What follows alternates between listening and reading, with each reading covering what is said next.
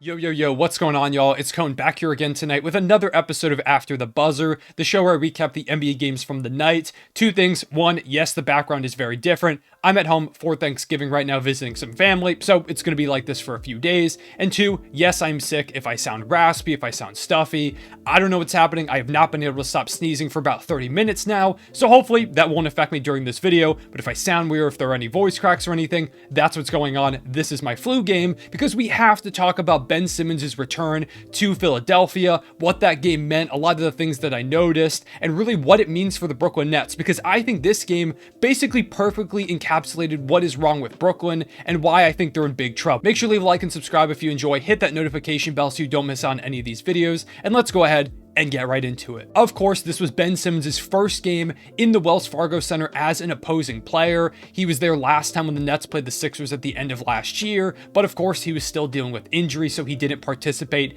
in that game. Tonight, he was on the court playing, fully embracing the wrath of Philadelphia, and of course he got booed like crazy. At 6'10" from LSU, number 10, Ben Simmons.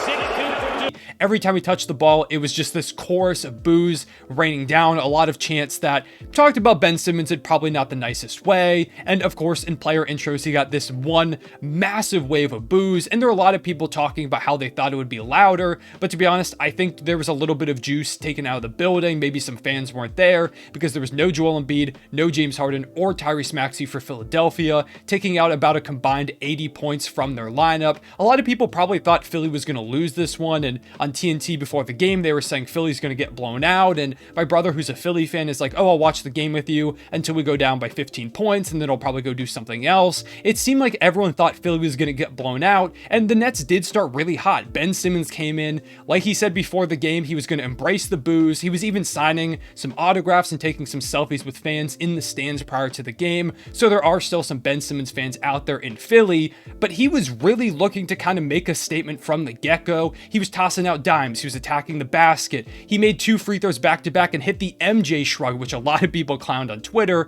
But all in all, it felt like Ben Simmons was looking to prove a point to a lot of people, and he did have a really good game. He immediately felt like the most engaged player from the get-go. It was clear that he wanted to make some kind of statement, and I do think he did make one, as he has the last couple games, showing that he still can be a very impactful player, because I think he probably was their best player on a lot of possessions tonight. Of course, they still had Kevin Durant, who had a fine game, but to be honest, I think Ben Simmons was easily the most locked-in guy on the court. Not only was the crowd giving Ben Simmons some hate, but Georges Niang on the Sixers, this man must have had some type of beef with Ben before they left, or maybe it's just the stuff that we've heard before, because he was trash talking him, going at him. Not just Ben Simmons either. Kevin Durant, he made a bucket over him one time. He was talking smack to him, like staring him down, kind of flexing a little bit. And shout out Georges Niang. I got the opportunity to talk to him a couple weeks ago, and he is a really chill dude, which is why I was surprised how really into it he got in this game, which was cool to see. He was on fire out there, nailing threes, attacking off the dribble, which you don't typically see from him. He was a big boost for them in intensity and brought a lot of fire that I do think Philly needed. He also ended up getting a flagrant when he kind of elbowed Ben Simmons a little bit.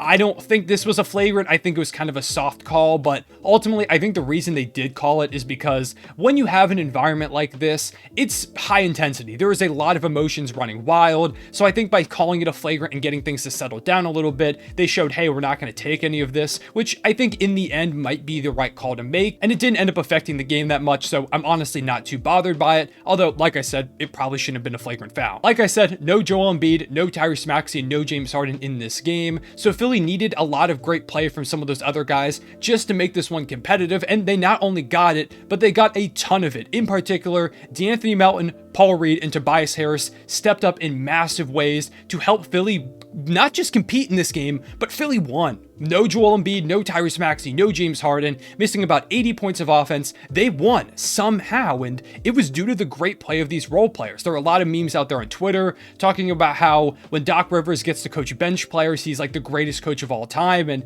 there is a little bit of truth to that. It feels like whenever Philly is really beaten down by injuries, Doc Rivers does some of his best coaching.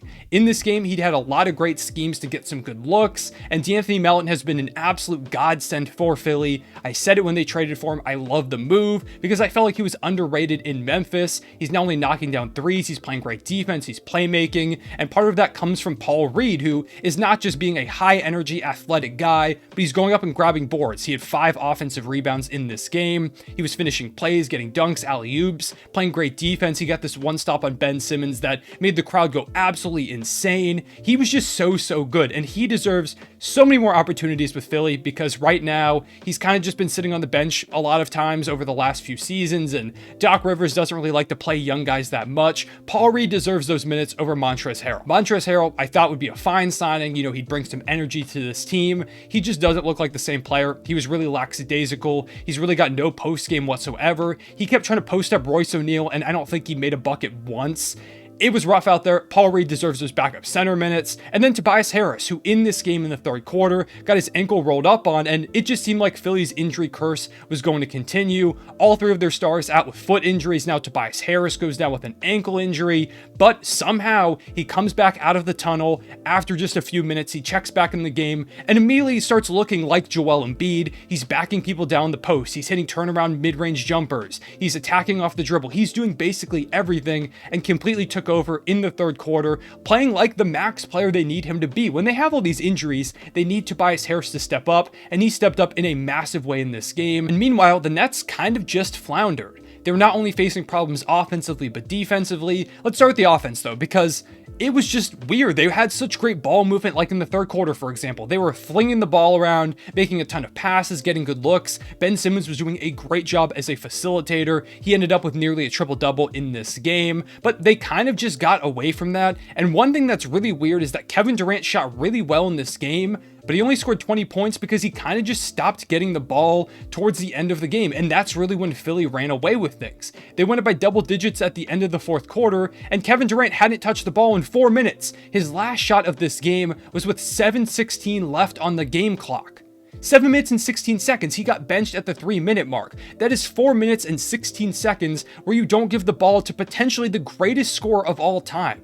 It just didn't really make any sense. He wasn't really getting looks. Kyrie was forcing a lot of things. It just felt like the Nets couldn't really get any type of cohesive movement going. They were getting destroyed on the rebounds, which is another issue that they have. The Nets have 2 different lineups that they run with Kevin Durant, Kyrie Irving, and Ben Simmons. You either have Ben Simmons playing the small ball 5, or you have Nick Claxton in as a true 5, and then you have Ben Simmons slot over to the 4, you put another shooter in there, and you've got a lineup. The problem is, one of these lineups, you can play absolutely no offense, and one of them, your defense is going to get destroyed. With Ben Simmons as a small ball center, in theory, it works because he's a tall guy, he's strong, in theory, he's supposed to be a great defender, and you can put more shooters around him. However, like I said, they got out-rebounded ridiculously. They gave up 20 offensive rebounds, and they only picked up 4 in this game, and that was the big difference, because when Ben Simmons is playing the small ball center, he just doesn't really have the ability to go up and get the ball like that. Paul Reed was out there destroying him. He got 5 offensive rebounds. Montrezl Harrell, who I give a bit of slack earlier, he got 6 offensive rebounds. I believe Tobias Harris had 3. Shake Milton had a couple. No matter who was out there, they were grabbing offensive boards. And that's one of the problems with Ben Simmons as your small ball 5.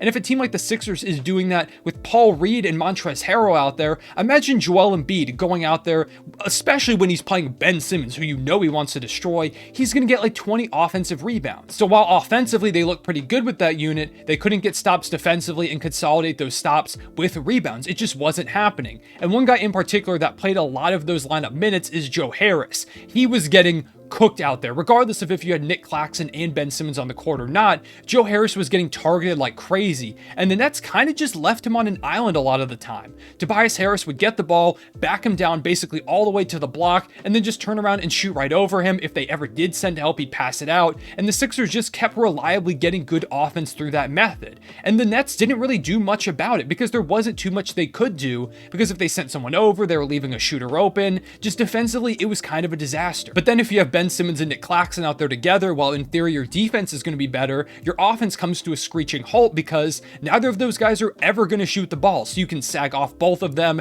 you can double Kevin Durant, you can just deny them the ball and say, hey, Ben, Nick Claxton, one of y'all make a play to beat us. And that's what the Sixers did. In particular, PJ Tucker deserves a lot of credit. He played great defense on Kevin Durant tonight, and while KD did have a really solid shooting game overall, he was efficient. PJ Tucker made it so that he really wasn't able to get the ball too much. The Sixers, as a whole were denying him, and that's part of the problem with the Nets. Do you commit to defense or do you commit to offense? And they really don't have a lot of lineups that do a bit of both. So in the end, Brooklyn ends up getting blown out by a team they were supposed to blow out that was missing 3 all-star caliber players. It was a complete disaster for them. I'm sure this isn't what they wanted in Ben Simmons' return. I mean, it was clear Ben wanted to win this game, although he did end up missing 2 straight free throws in the third quarter to give everybody in the Philadelphia area some free chicken nuggets from Chick-fil-A. So shout out to him for giving that one last parting gift to the Philadelphia area. However, he looked like the only one who really cared a lot of the time out there for Brooklyn.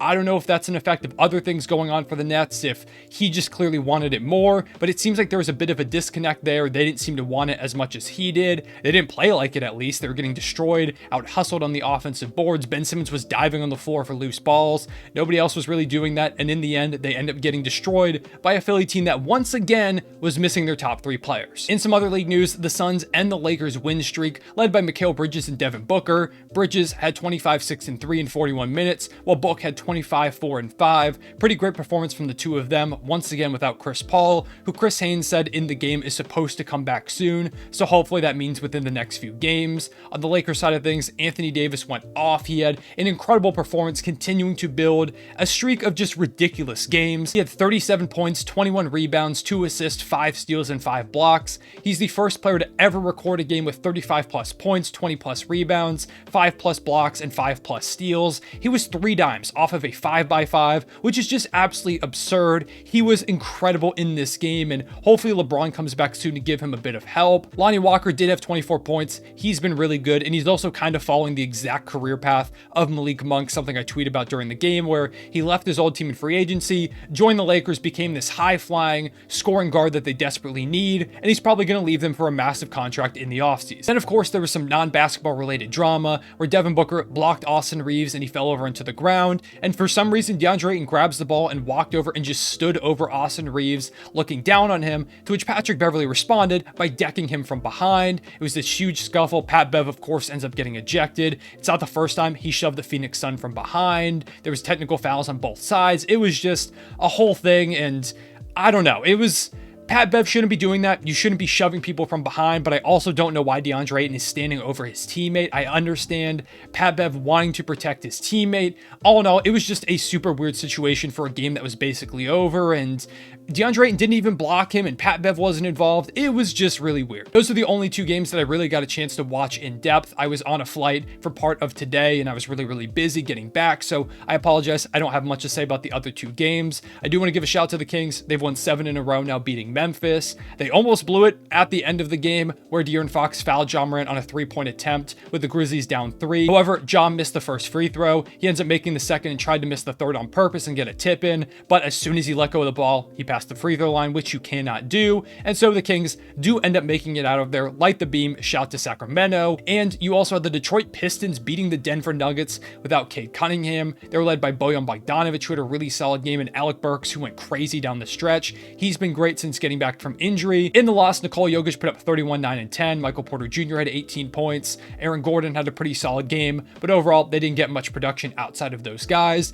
and they take a pretty bad L. That's all I have to say about tonight's games. Go ahead and comment down below and let me know what you thought of Ben Simmons' return to Philadelphia and what you think about the issues with the Nets that I mentioned. Do you think they have to make a trade, or can they figure things out? I appreciate y'all watching. Make sure to leave a like and subscribe and hit that notification bell so you don't miss out on any of these videos. I will see y'all later. Real one, say it back.